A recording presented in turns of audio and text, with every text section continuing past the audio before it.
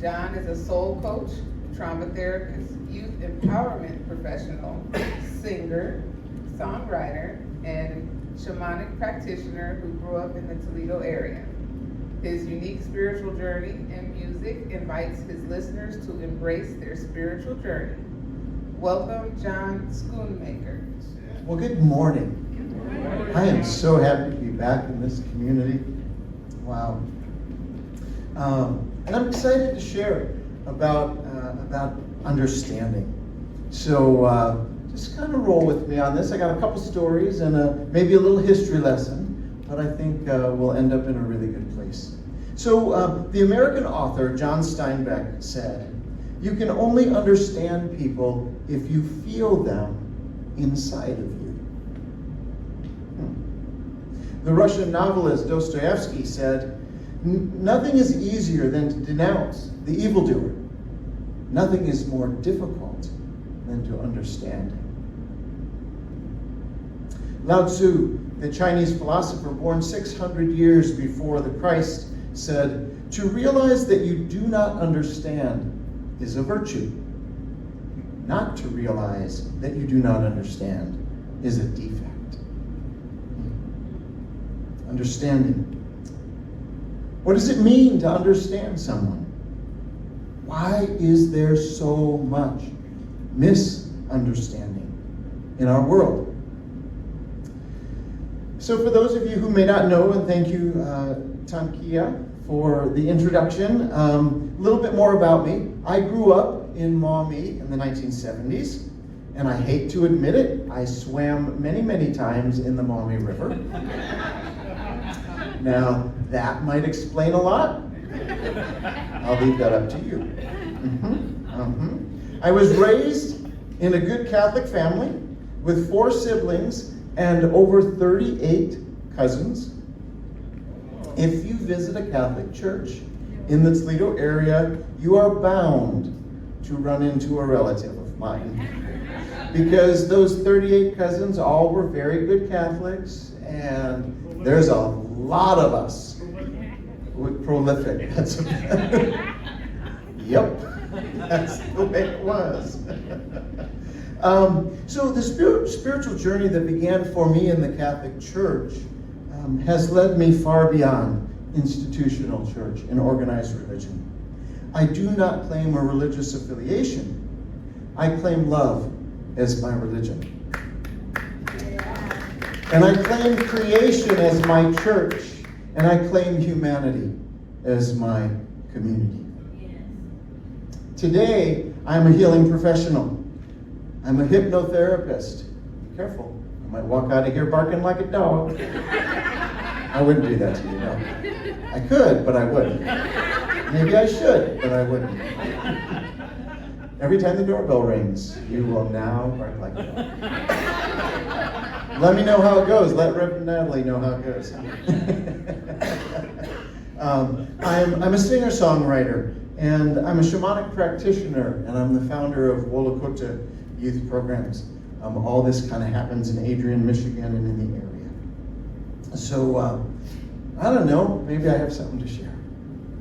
If you really knew me, you would know that Nelson Mandela is one of my heroes. He is a shining example for me of what it means to embody understanding. So a little history lesson on Nelson Mandela. So he was of African descent, and he lived in South Africa during the time of apartheid laws. Now, apartheid literally means apartness. Apartheid laws classified people by race and created separation between whites and blacks in all aspects of life in South Africa. Apartheid laws were much like the Jim Crow laws here in the United States. There were separate drinking fountains, there were separate seats on buses, there were separate lines you could stand in, everything was separate. Even social interaction between whites and blacks was prohibited and could land you in jail. It was not easy to be a black person in South Africa during the time of apartheid. In fact, it was downright dangerous. It is estimated that over 21,000 black people lost their lives during because of the color of their skin during the time of apartheid between 1948 and 1994. That's when apartheid laws finally were eradicated. Think about that. What were you doing in 1994? And what was happening still in South Africa? Nelson Mandela effectively organized fierce opposition to apartheid laws. And because of his opposition work, he was considered by the South African government the most wanted man in South Africa. Eventually, in 1962, he was arrested, and in 1964, he was sentenced to life in prison. Do you know what he was arrested for? Leaving the country without permission. Wow. He spent 27 years in prison. And during his imprisonment, life happened. Life that he could not be a part of. His son was killed in a car accident. He was not permitted to go to the funeral. His mother died. He was not permitted to go to the funeral. His wife left him. His life fell apart. And you might think that Nelson Mandela would become bitter and angry, and we would say, sure, that's understandable. That's understandable. But Nelson Mandela chose a different way, and this is why he is my hero. He used those years of imprisonment to forge his soul in the fires of the hell in which he found himself. By his own admission, he was motivated daily by William Ernest Henley's poem, Invictus. And my favorite line, and his favorite line perhaps, from that poem is, I am the master of my fate. I am the captain of my soul. I am the master of my fate. I am the captain of my soul. Nobody else gets to take that role for me in my life. And so, as the master of his fate and the captain of his soul, Mandela methodically, deliberately, carefully, and thoughtfully transmuted any anger within him into understanding. Apartheid began collapsing in 1990, and he was released from prison, a political hero. And believe it or not, in 1994, Nelson Mandela was elected the first black president of South Africa. Powerful, amazing story. So much more. We could talk for days on the work of Nelson Mandela and how he transmuted anger into understanding. One of the ways he did it, and this blows my mind, he was in one of the worst prisons in South Africa, Robben Island. And in that prison, not only were the prisoners mistreated, but the guards were also mistreated and underpaid and overworked, and these guards had families. Nelson Mandela knew this, and he grew a garden in the center of the prison area, and he gave food to the guards so that they could help feed their families. Now, you would think he might be giving the food to the prisoners and saving it for those who were held and victimized. He didn't. He transmuted the anger through understanding. So Mandela's primary and most important task as president was to help his country heal from the devastating effects of nearly 50 years of apartheid. Think about it. When he became president, 2 generations of South Africans only knew life under apartheid. That's all they knew. And many, many whites were not happy that their way of life was upended and apartheid was overthrown. So his work was to unify this country. His work was to help his citizens who were desperately separated from each other find connection, find understanding. And one of his first acts as president was to establish what's called the Truth and Reconciliation Commission. The purpose of the Truth and Reconciliation Commission was to bring those together who had perpetrated violence and those who had been victims of that violence and families of those victims. So they could sit across from each other and see each other in their humanity. See each other as human beings, both caught in a system that was devastating to both, that kept them separate. Nelson Mandela used a concept, an ancient African concept called Ubuntu, one of my favorite understandings and concepts and ways to be in life. Nelson Mandela explained Ubuntu as the profound sense that we are only human through the humanity of others. Let me say that again. The profound sense that we are only human through the humanity of others. Wow. That means I am another one of you, and you are another one of me. It cannot be any different. Mandela believed that if those who were victims of violence and those who perpetrated violence could see each other in their humanity, there would be hope for a unified South Africa. But as long as they saw each other through the fear of separation and the injuries of the past, there could be no unity. Nelson Mandela was a profound influence on South Africa because of this work. And I believe he had a profound influence around the world because he called us to see each other in our humanity, to see each other as one.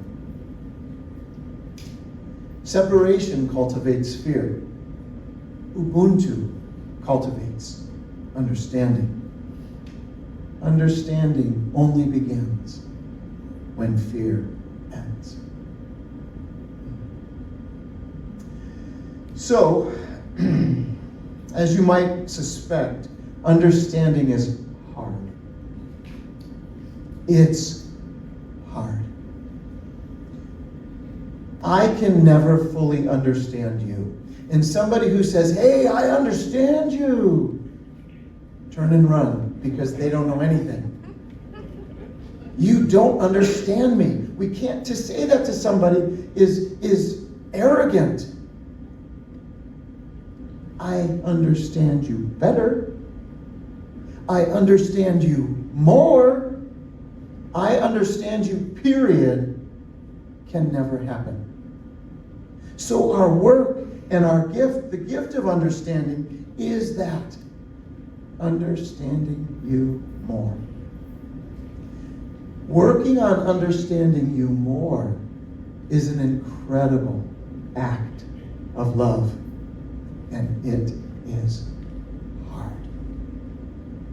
Understanding is hard because it requires that I become vulnerable. There's that word. That hard word, vulnerability. I have to become vulnerable enough to step out of what is comfortable for me and into what it's like for you. That's it. I have to become vulnerable enough to step out of what's comfortable for me and into what it's like for you. That's how understanding grows. Understanding can only grow if we allow ourselves to become vulnerable, to walk a mile in someone else's shoes. And if I'm not willing to do that, separation will continue. I spend a lot of time working with young people, helping them to understand this idea. And one of the ways that I do this, and it's a lot of fun, is I came up with this game called the Shoe Swap Relay. It's exactly what you're thinking. So we got a group of 10 kids, and they're in a circle. And of course, there's all these teams, 150 kids, teams of 10. And the rule is, on my go, you have to take your shoes off, hand them to the right. That person has to put your shoes on, stand up, turn around, sit down, take the shoes off, and pass them along. It is one of the most crazy, chaotic moments of my work with young people. But let me tell you, well, it's fun to watch on my end, because people fall over, because you never know if someone's going to have heels on, or flip-flops, or whatever. It's all over the place. I don't do it to find a winner, because we all end up being winners. I do that because it is really weird to wear someone else's shoes. It's really weird. That concept, walk a mile in my shoes, is real. And if you've not done it, today, put your spouse's shoes on or your kids' shoes on and walk around for a little bit and go, oh, this is what it's like to be you. I get a new perspective. It's interesting. It's kind of fantastic. Consider those in South Africa who perpetrated violence on others because of the color of their skin. Consider those who had violence perpetrated on them because of the color of their skin. Swapping shoes. Okay, I need to get what it's like for you. I can't fully understand, but I can understand more what it was like for you to be in those shoes. There's a broadly held misconception that vulnerability is a weakness. The John Wayne culture, the macho, masculine culture that is fostered in the United States through media and in so many other ways, in political circles and even in church circles. This macho, strong, tough guy, man, is so dangerous. It's so dangerous. Because in that world, vulnerability is seen as a weakness. But vulnerability is not a weakness. Vulnerability takes the most courage I've ever seen. Takes the most courage I've ever seen. Vulnerability, in fact, my friends, is a superpower. Brene Brown, an amazing author and researcher, has spent decades of her life researching vulnerability. Fascinating. And if you've not read any of her books, pick one up. Any one, because she talks about vulnerability in all of them. But she studied vulnerability and the effects of vulnerability and what is vulnerability and how necessary is vulnerability. This is one of her most important quotes on vulnerability. She says, vulnerability is the birthplace of love, belonging, joy, courage, empathy, and creativity. It is the source of hope, empathy, accountability, and authenticity. That's how important vulnerability is. That's how important it is to be courageous enough to step out of your place of comfort, to see what it's like for someone else. My brothers and sisters, I'll say it again. Without vulnerability, understanding cannot occur. It cannot. In the midst of the racial unrest in the United States and in South Africa, Joe South, the singer-songwriter from the 1970s, who won a Grammy for his song, Games People Play. Can you sing it for me?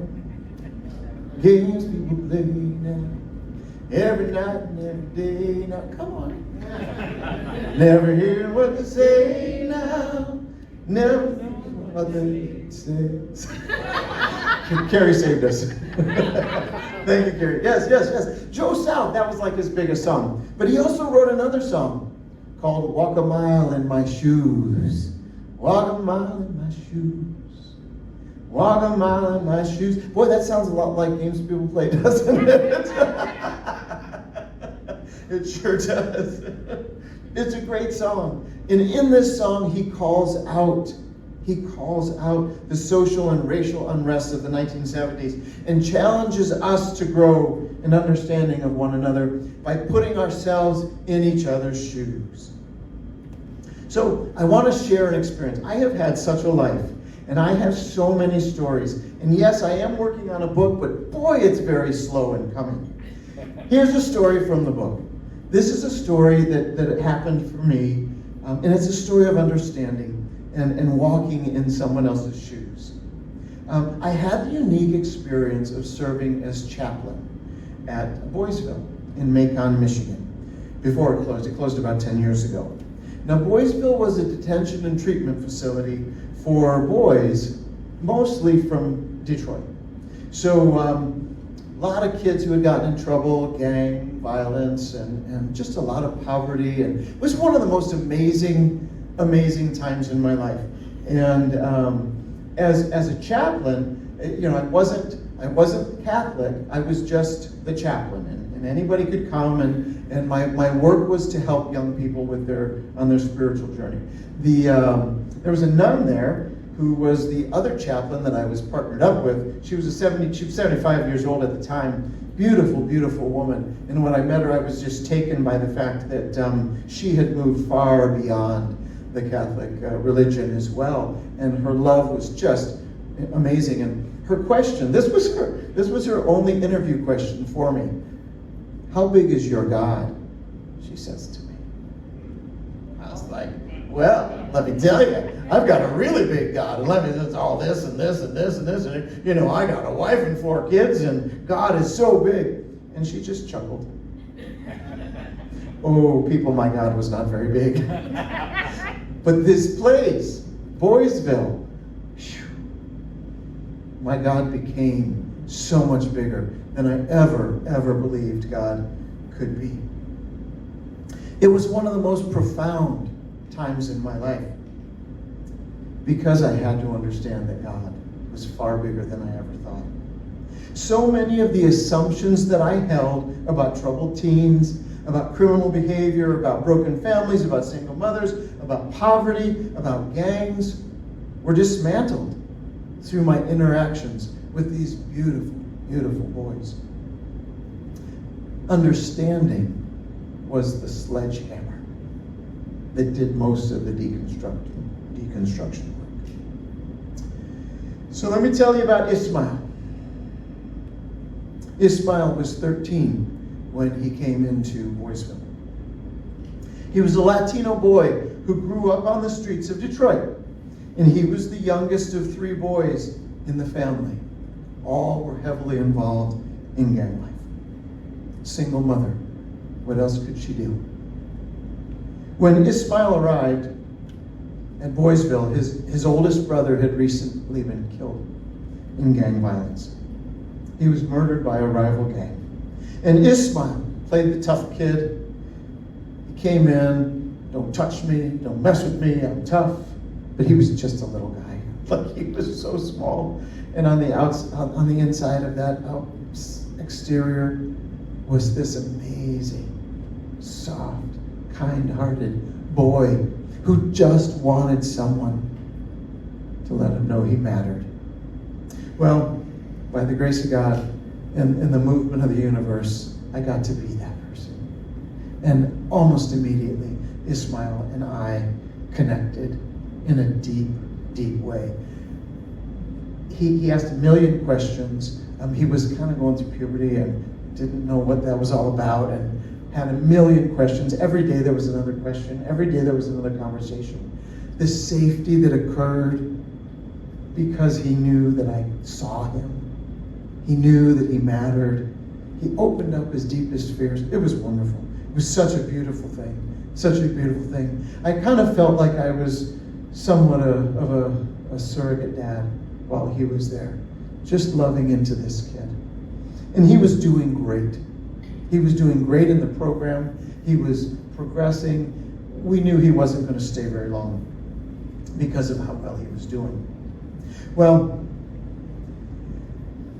several weeks had passed, and we continued our work, and his mom reached out to me. She called to let me know that Ismail's only other brother had been murdered by the same gang. And it was my job to tell Ismail that this had happened. Was not the conversation I wanted to have. I don't know what it's like to be in his life. I don't know how to talk about that. I don't know how to be in that moment with him. It was profound. He was angry. He was really angry. But most of all, he needed to see his mom. He needed to be with his mom. So I advocated to the director of the program. I said, Ismail needs to go to his brother's funeral. And the answer was clear and definite, no. It's not going to happen. But the squeaky wheel gets the grease. And I pushed, and I pushed, and I made a lot of noise because I knew Ismail needed to be with people who got him. He needed to be in his space and his place. He needed to be with his family. So after my pushing, it was decided that I would take him with another staff member to his brother's funeral, to the viewing and to the funeral, under one condition. And the one condition was that I would be handcuffed to Ismail. I said, okay, I'll do it. If that's the way it needs to be, I'll do it. This boy needs to be with his family. Well, as most things happen in my life, I have no idea what's going to happen and how that's going to impact me. This was no different. This experience was two of the most vulnerable days of my life. I was way out of my comfort zone. But a profound sense of understanding came into me because of that experience. So I guess walk a mile in my shoes or spend 2 days attached to my side, same kind of thing. I don't think that would go in the song very well. Spend 2 days by my side. So, on the first day was the day of the viewing. I was by Ismail's side as he greeted his grieving family. Think about it. I was right here. I feel him right there, right now. He was right there. He greeted his grieving family for the first time. And I was right next to him. I was by his side as he tried to console his unconsolable mother.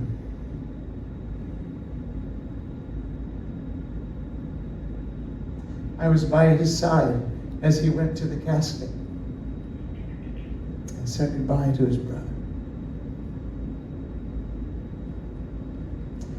I was by his side when he ate all the wonderful food in the back room.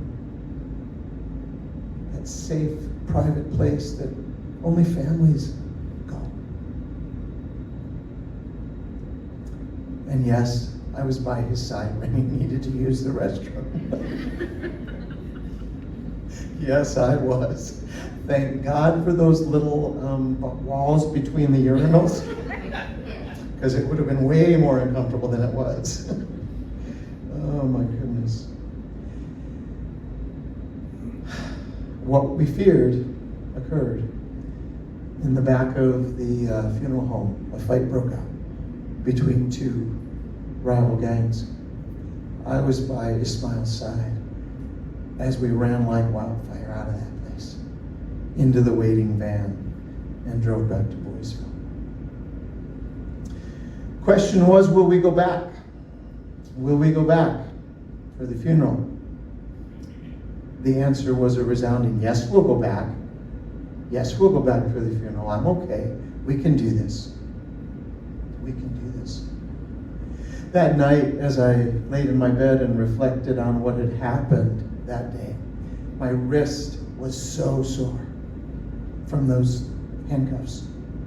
And my body was so exhausted from being vulnerable in all of those moments.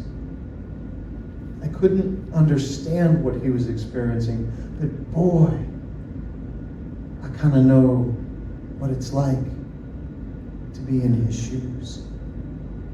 So we did come back the following day, and we returned to the funeral for the funeral service, and I was again by Ismail's side. Ismail was asked to be a pallbearer, and so I was a pallbearer. It was my honor to walk by his side and carry his brother to his final resting place.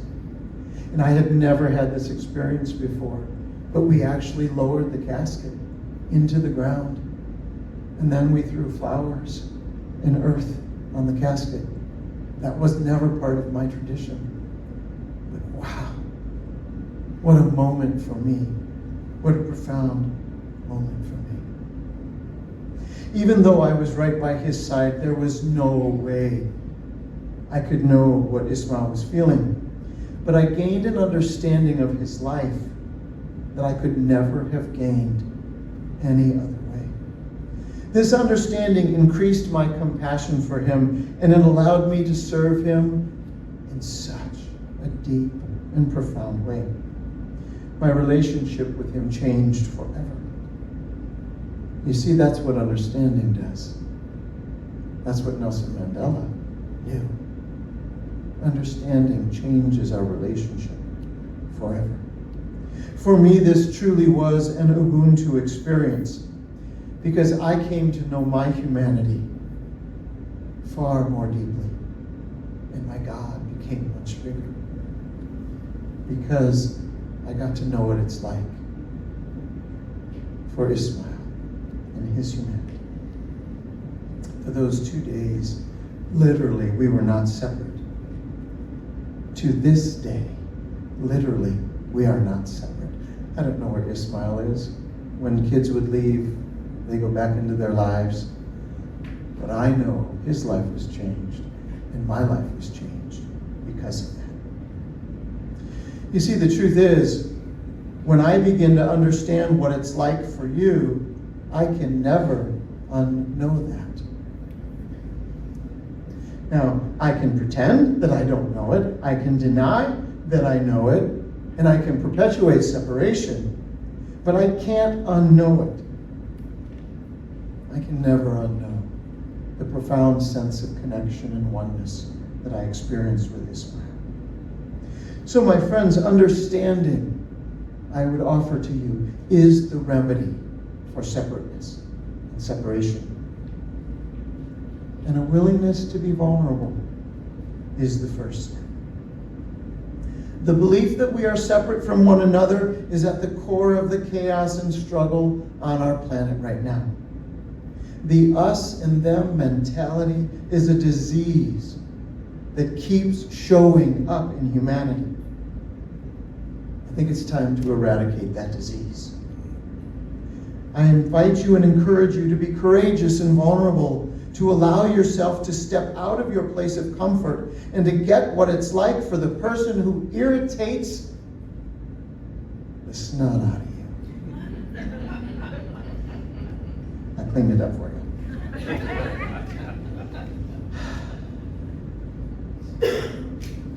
That person who's on the bumper of your car. Be courageous and vulnerable enough to try to figure out what it's like for them, and then begin to interact. Be courageous and vulnerable to allow yourself to step out of your place of comfort to get what it is like for the person who offends you.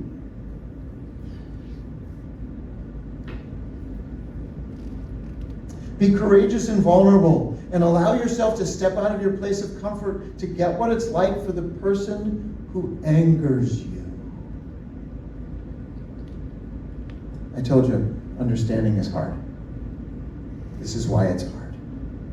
Be courageous and vulnerable and allow yourself to step out of your place of comfort to get what it's like for the person who hurt you.